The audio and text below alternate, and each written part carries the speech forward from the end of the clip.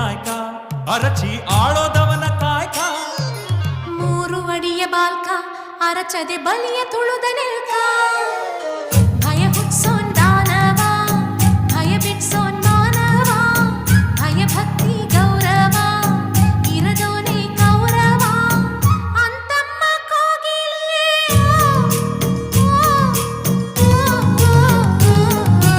ಯಾವಳೆ ಅಳುಕು ಕುಕು ಅಂತ ಕಿವಿಯನ್ನು ಕೊರೆಯೋಳು ತಿಮ್ರ ಪೊಗುರ ಕುಕ್ಕು